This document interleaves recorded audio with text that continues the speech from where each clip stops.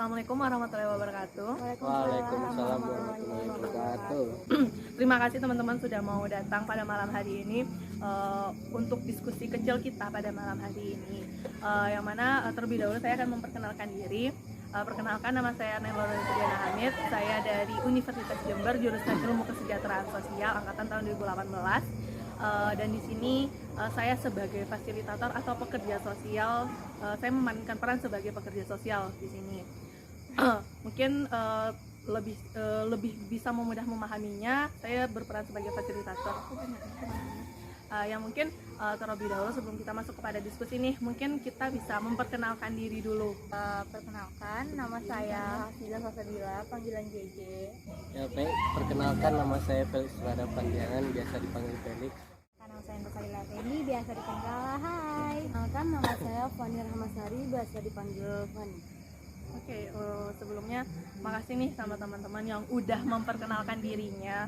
Karena kata orang tak kenal maka tak sayang, jadi angka lebih baiknya kita memperkenalkan diri supaya lebih dekat, lebih intimate lah. Ya. Seperti itu. Di sini aku mau membahas terkait dengan beberapa hal sih, diskusi terkait dengan hal-hal yang hangat-hangat, apalagi kebetulan kan kita ini satu kelompok yang memang punya pembahasan yang sama nih. Mungkin ada masalah atau beberapa hal yang kita punya satu topik dengan masalah yang berbeda-beda tapi masih dalam ranah topik yang sama nih. Mungkin terlebih dahulu kita mau bahas terkait dengan, kebetulan untuk tema sendiri kita kan ngomong tentang TikTok nih, aplikasi yang memang saat ini lagi digandrungi, baik itu tua, muda, tapi kebanyakan yang pakai TikTok ini kan remaja nih. Mungkin di sini teman-teman semuanya pakai TikTok nggak sih? Aku mau nanya dulu nih, mungkin dari PJ dulu bisa jawab. Pakai TikTok nggak PJ? Kalau aku pribadi, aku nggak pakai TikTok sih. Kalau boleh tahu alasannya kenapa sih nggak main TikTok? Padahal nih ya, yang kita tahu semuanya itu banyak banget nih main TikTok. Soalnya kalau menurut aku, lebih banyak aplikasi yang lebih bermanfaat daripada TikTok. Kan tadi PJ bilang nih kalau alasannya itu banyak ilmu yang didapat dari aplikasi lain dibanding TikTok, makanya nggak main TikTok. Tapi kan sekarang varian TikTok banyak nih, salah satunya juga tentang ilmu pengetahuan. Lalu apa sih yang membuat PJ lebih pro ke aplikasi lain dibandingkan TikTok yang juga ada nih berita belajar dari itu? Kan kalau di TikTok nggak ada batasan umur ya, semuanya masuk tuh. Kan kalau di aplikasi lain ada, jadi aplikasi lain daripada TikTok. Oh oke. Mungkin aku mau nanya nih sama Felix sendiri, main TikTok nggak sih? Main dong. Ada kalau ketika gabut aja kan nengok lihat TikTok gitu. Scroll. Untuk hiburan gitu ya, mengisi kegabutan yang ada. Kalau aku mau nanya ke Lala nih sekarang, Lala sendiri pakai TikTok nggak sih? Ya make lah pastinya. Alasannya nih kenapa pakai TikTok? Ya karena pertama kan lagi viral nih, kan masa pandemi. Ya udah, berarti kita tuh juga harus mengisi waktu luang kita ya, misalnya dengan membuka aplikasi lain atau Netflixer atau yang lainnya gitu. Nah salah satunya itu adalah TikTok yang kebetulan juga yang lagi viral banget nih. Nah, Oh jadi makanya karena lagi viral nih iya ya kebetulan alasannya. sih. Ya mungkin ke Fani sendiri, Fani pakai TikTok nggak? Kalau aplikasi TikTok di HP sih ada. Kalau misalnya waktu lagi ada waktu luang, mungkin bisa buka aplikasi TikTok buat hibur diri. Mungkin tadi aku nanya nih teman-teman, ada yang bilang main TikTok dengan alasannya sendiri, ada yang bilang nggak main TikTok dengan alasannya sendiri juga. Mungkin aku pengen nanya lebih lanjut sih sebenarnya. Menurut teman-teman, bagi teman-teman sendiri baik yang main TikTok atau enggak, ada nggak sih pengaruh TikTok itu sendiri untuk personality kalian sendiri gitu? Kalau menurut aku ya, pengaruh TikTok buat masyarakat Indonesia, kan di TikTok itu ada informasi tentang pendidikan juga, ada kesehatan, dan bagi cewek-cewek juga ada informasi tentang kecantikan gitu. TikTok ini juga memiliki pengaruh atau manfaat untuk masyarakat secara positif ya, terutama untuk masyarakat luas terkait dengan entah itu pendidikan, kesehatan maupun daily activity ya. Ya kalau pengaruh TikTok ya mungkin kebanyakan anak di bawah umur juga make gak sih ya. Jadi kayak ada konten-konten 18 coret gitulah kalau bahasa gaulnya ya kan. 18 plus ya. Jadi nanti berpengaruh besar lah buat anak-anak di bawah umur gitu, pengaruh negatifnya. Ya kurang lebih sih sama ya Mas Alex ya, karena kan di TikTok itu kan nggak ada filternya, beda tuh sama YouTube. Kalau YouTube kan ada YouTube Kids, YouTube anak-anak, dan ada YouTube yang biasa yang digunakan oleh masyarakat luas. Nah karena TikTok sendiri itu nggak ada filternya, ya sesuai dengan yang dibilang sama Felix tadi, jadi sedikit banyaknya itu pasti ada lah dampak negatifnya. Mengembangkan bakat, Ya kan FVP ya Mbak ya, nah kan FVP itu kan juga mengembangkan bakat juga, mengembangkan bakat. Ya kalau aku tadi nih nangkepnya dari teman-teman semua itu menjelaskan terkait dengan secara umum gitu loh untuk masyarakat luas. Tapi di sini aku pengen tahu nih, kalau untuk personality kalian sendiri pengaruhnya ada nggak sih, pengaruhnya itu gimana gitu lah. Kalau aku sendiri kan aku mau main TikTok ya, jadi nggak terlalu dapat dampaknya sih. Kalau untuk pribadi sih kayak gimana ya, nggak ingat waktu juga sih karena sering-sering nge-scroll TikTok gitu ya kan. Berarti kayak nggak ingat untuk waktu ya, maksudnya ngabisin waktu cuma untuk scroll TikTok. Padahal ada manfaatnya nggak sih untuk diri sendiri, atau cuma untuk entertain, hiburan, atau gimana nih? Yang cuma sebagai hiburan aja. Cuman hiburan aja berarti manfaatnya. Lebih banyak manfaat atau enggak nih sebenarnya kalau personality sendiri, untuk pendapat sendiri gitu? Kalau menurut pendapat sendiri enggak sih sebenarnya. Menurut aku sih masih positif lah, karena aku sendiri sih juga ingat bakat juga, terus juga nggak terlalu sering sih buat apa sih namanya buka aplikasi TikTok, cuman apa ya, di sana tuh banyak source yang bisa kita ambil, banyak pelajaran yang bisa kita ambil. Pengaruhnya sih kalau buat pribadi banyaknya negatifnya sih. Soalnya kayak misalnya ya sama kayak saya juga kayak lupa waktu gitu. Ada lagi nggak? Cuman itu aja sih kalau bagi saya. Nih, kalau aku dapat ya tadi, kalau PJ nggak ada pengaruh apa-apa nih karena lagi nggak main TikTok. Kalau Felix sama Fani ada pengaruhnya, lupa waktu. Kalau Lalas menilainya dari segi positif. Tapi sebenarnya intinya sih yang pengen aku tahu, apakah TikTok ini menimbulkan masalah atau enggak sih bagi teman-teman sih, bagi teman-teman yang ada di sini khususnya gitu loh, bagi tim kelompok ini sendiri, pengaruhnya untuk masalah yang timbul itu ada nggak sih dari TikTok? Kalau aku pribadi kan aku nggak pakai TikTok, jadi aku nggak terlalu menemukan masalah di TikTok. Ya mungkin Felix sendiri gimana nih, ada nggak sih masalah yang ditimbulin dari TikTok?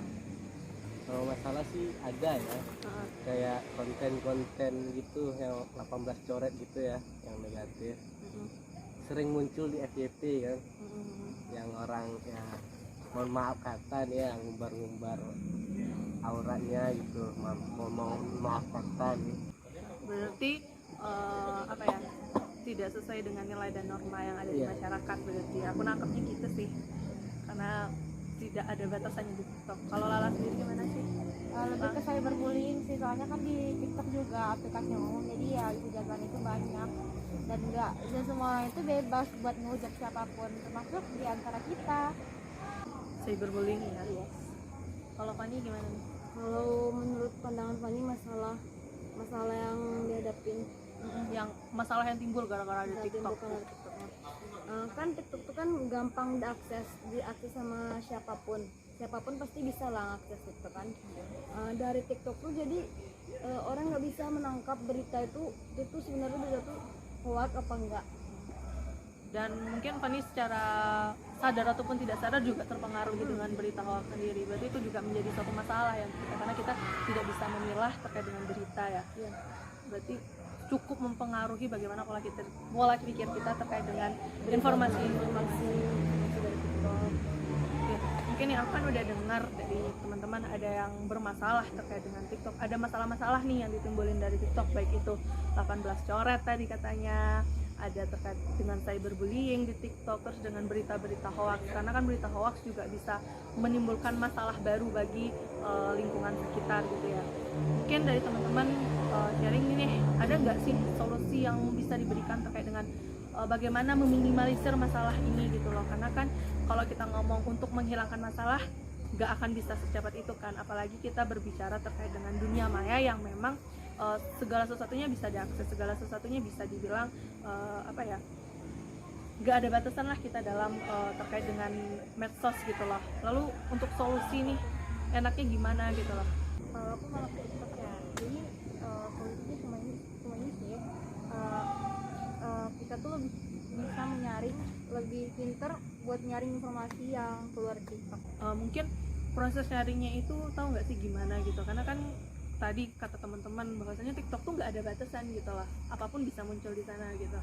Maksudnya tuh kita pinter gitu loh dalam, misalnya kayak tadi dibilang Fanny ada berita hoax, terus Felix tadi juga bilang yang 18 coret. Nah jadi kita lebih pinter gitu loh dalam kan kalau di TikTok ya bisa itu buat laporin gitu loh, buat melaporkan kan, misalnya kalau ada konten yang 18 coret, itu bisa dilaporkan gitu loh sebelumnya. Berarti bijak dalam menggunakan Iya. media sosial ya. Ya, kalau solusi untuk konten-konten seperti itu ya sekarang kan juga bagus ya TikTok sekarang, kalau ada konten yang gitu kan kena banned gitu kan, banned ya, itulah menurut saya solusi yang bagus. Membanet Iya, konten yang ada konten ya. yang seperti itu. Kalau dari Lala sendiri gimana? Kalau dari aku sih dilihat dari dua sudut pandang ya. Pertama dilihat dari sudut komentator. Nah dari cyberbullying itu, kita sebagai komentator kita itu harus ya menjaga ketikan lah gitu Bang. Karena dalam TikTok sendiri itu kan juga bukan kita sendiri ya isinya, juga ada orang lain gitu. Ya bisa-bisa lah menjaga ketikan. Nah kalau dilihat dari sisi konten kreatornya, ya dia juga harus bisa gitu membuat konten yang dia itu nggak harus dihujat sama orang lain. Ya kalau misalnya dia membuat konten kayak gimana ya, kayak yang negatif gitu ya, mengandung unsur negatif, ya pastinya dia dihujat gitu. Terus gitu yang lebih ya, Mbak. Mungkin kalau dari Fanny sendiri apa nih solusi untuk masalah-masalah yang timbul dari adanya TikTok? Kalau dari Fanny sih solusinya kan masalah yang ada itu kayak berita hoax. Jadi solusinya sih seharusnya ya pengguna media TikTok bisa lebih jelas dari mana sumber informasi dari TikTok itu. Bisa dipercaya atau enggak. Itu berarti mencari fakta atau kebenaran di balik berita Sumber yang informasi dari TikTok Kayak itu Mas Cinta, kayak jangan langsung percaya gitu. jangan percaya dicari ke sumbernya dulu kali ya. sumber terpercaya, misalnya Dari berita lain gitu, kayak kayak itu sih, kayak membandingkan antara dua berita, antara berita satu dan berita dua gitu. Nah, iya, jadi aku udah dengar nih terkait dengan pendapat teman-teman terkait dengan aplikasi TikTok itu sendiri. Teman-teman pakai apa enggak, alasannya gimana, dampaknya apa untuk teman-teman, dan ternyata ada yang ternyata TikTok juga menimbulkan masalah, dan dari itu juga aku melihat teman-teman juga sudah apa ya, memberikan solusi terkait dengan masalah gitu kan. Jadi mungkin masalah-masalahnya bisa dapat teratasi dengan solusi yang diberikan kayak tadi, mungkin lebih bijak dalam bermedia sosial. Terus kalau untuk konten-konten yang dirasa tidak pantas itu bisa di-banned atau di-report secara bersama-sama untuk selanjutnya di-banned sama media TikTok itu sendiri. Lalu untuk cyberbullying sih mungkin lebih kayak kita harus apa ya, smart, harus pinter lah dalam untuk menulis kata-kata di media sosial, berkomentator gitu loh. Tidak hanya sekedar memberikan komentator pedas atau bullying terhadap teman-teman. Mungkin karena zaman sudah maju, jadi bullying tidak hanya dilakukan secara fisik tapi juga dapat dilakukan secara media. Salah satunya mungkin yang terkenal sekarang cyberbullying tadi nih. Jadi lebih bijak lagi untuk mengetik lah intinya teman-teman gitu, lebih smart, dan jangan hanya mengkritik sekedar mengkritik tapi juga harus memberi solusi gitu lah. Jadi mungkin dengan berkelompok gini kita bisa saling sharing sih, kayak oh ya aku punya masalah ini, kalau kira-kira solusinya seperti ini gimana nih. Nah kalau menurut teman-teman sendiri solusi yang udah diberikan tadi udah bagus belum sih, udah sesuai ya? Udah. Mungkin bagi teman-teman yang sekiranya itu menjadi satu masalah, mungkin bisa menerapkan solusi yang sudah diberikan teman-teman. Mungkin sekian dari saya. Terima kasih nih untuk partisipasi dari teman-teman semua gitu loh. Ya, Makasih terima teman-teman. kasih juga. Assalamualaikum. Bye. Assalamualaikum. Assalamualaikum warahmatullahi wabarakatuh. Baiklah, di sini saya akan melakukan evaluasi terhadap intervensi kelompok yang dilakukan pada pertemuan sebelumnya, di mana saya mengevaluasi bahwasannya masih terdapat beberapa masalah atau kendala dari yang sudah dilakukan sebelumnya. Walaupun kita sudah mengemukakan masalah, terus memberikan solusi, namun di sini tetap saja walaupun sudah ada solusi, masalah tetap masih ada. Dimana ternyata setelah menjalankan solusi-solusi yang ada, ternyata solusi itu tidak dapat maksimal, seperti masih terdapatnya munculnya video-video maaf sebelumnya bisa dikatakan tanda kutip vulgar di dalam aplikasi tersebut, terus masih adanya berita hoax, lalu cyberbullying itu tuh nggak bisa ditahan karena sejatinya TikTok ini sendiri tidak memiliki batasan dan tidak pernah diatur dalam suatu kebijakan atau undang-undang dari pemerintah sendiri, sehingga apapun yang masuk di sana kontennya itu bebas gitu. Jadi di sini masih belum maksimalnya solusi yang diberikan, sehingga dari saya sebagai pekerja sosial sendiri memberikan rekomendasi terkait dengan evaluasi yang ada, yaitu adanya suatu kebijakan yang dikeluarkan pemerintah terkait dengan media sosial, yang mana pemerintah harus lebih perhatian lagi terhadap media sosial yang ada.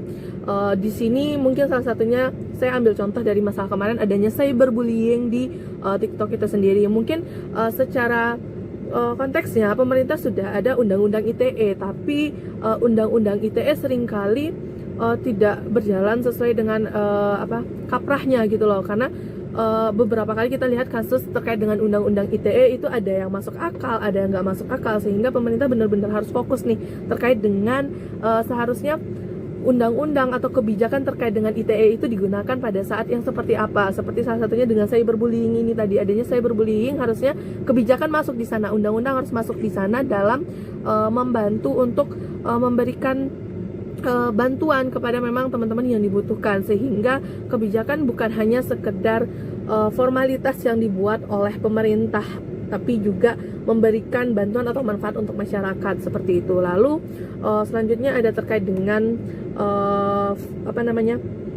konten vulgar yang keluar di TikTok. Mungkin selanjutnya itu terkait dengan adanya konten vulgar. Nah, konten vulgar ini sendiri memang sulit dibendung karena memang pengguna TikTok bukan hanya dari Indonesia tetapi juga dari negara lain, yang mana mungkin lebih bebas dalam mengekspresikan diri. Lalu sebaiknya mungkin di sini pemerintah juga memberikan batasan, atau ibaratnya sekarang itu biasanya internet sehat, yang mana langsung memblokir konten-konten yang dianggap itu vulgar. Jadi konten itu tidak bisa masuk ke dalam aplikasi atau negara kita, karena TikTok sendiri ini kan aplikasi yang digunakan di berbagai negara yang ada di seluruh dunia, sehingga ada beberapa negara yang memang membebaskan masyarakatnya untuk bersikap secara bebas dalam mengekspresikan diri, termasuk dalam hal-hal vulgar mungkinnya gitu. Sedangkan di Indonesia berbeda, sehingga harus adanya internet sehat tadi yang digunakan pada aplikasi TikTok, sehingga ketika memang ada konten yang berbau hal-hal vulgar itu langsung dicekal dan dibanat gitu loh. Selanjutnya di sini tentu perlu dukungan dari seluruh pihak, baik itu pemerintah maupun masyarakatnya gitu loh. Karena tanpa dukungan pemerintah dan masyarakat maka susah untuk membendung hal-hal yang berbau vulgar atau pornografi, karena mengingat hal tersebut dapat merusak moral anak bangsa sendiri seperti itu. Lalu selanjutnya tadi ada terkait dengan berita hoax. Jadi di sini sebagai mungkin berita hoax tidak dapat dibendung ya, karena sifatnya memang penyampaian nanti itu biasanya konten-konten yang dijadikan oleh beberapa orang untuk dijadikan konsumsi lah atau mata pencarian mereka gitu loh dengan berita hoax. Mungkin di sini lebih kepada pembaca sih. Pembaca harus mampu untuk pintar dalam memilih bacaan. Contohnya mereka harus memiliki platform bacaan yang memang itu sudah berbasis fakta. Dan dengan berita hoax ini tadi mungkin bisa diminimalisir, atau dari pembacanya sendiri dapat menggunakan platform digital yang memang sudah dapat terpercaya sebelumnya. Yang mana kalau kita sudah menggunakan platform yang terpercaya, otomatis berita di sana tuh bisa terjamin lah terkait dengan fakta yang ada, tidak hanya sekedar berita hoax.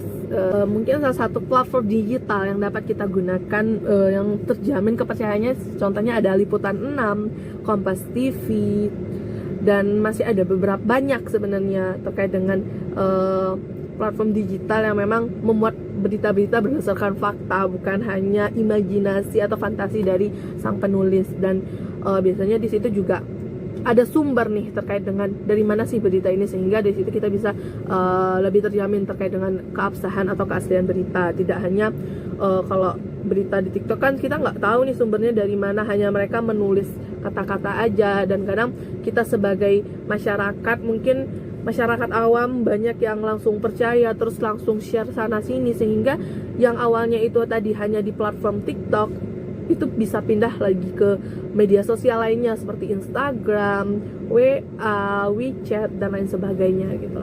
Mungkin segitu yang bisa saya sampaikan terkait dengan evaluasi yang ada. Memang sudah solusi yang kemarin sudah dijalankan dengan baik, tetapi tetap masih ada celah, sehingga di sini benar-benar dibutuhkan perhatian khusus terkait dengan proses penyelesaian dari masalah itu sendiri gitu.